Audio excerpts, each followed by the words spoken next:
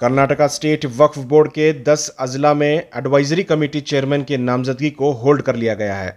हुकूमत की जानिब से ऑर्डर हुआ है कि तमाम जो 10 अजला में एडवाइजरी चेयरमैन बनाए गए थे उन्हें होल्ड पर रखा गया है।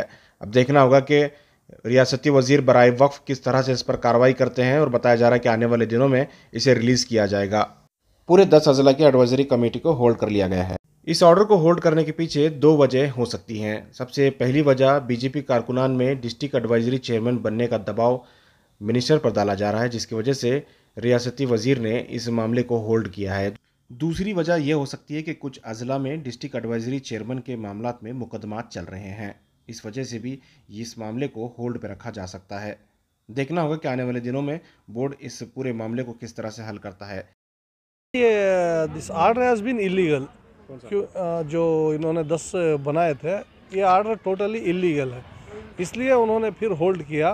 क्योंकि जो मैंने केस डाला था तो वो अभी भी कोर्ट में है।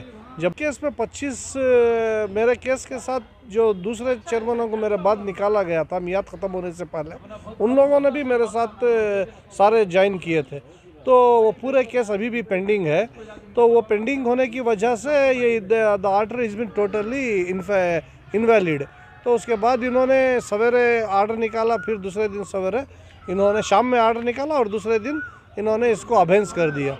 तो ये केस भी जो है इंशाल्लाह मंगल के दिन आ रहा है जो केस है।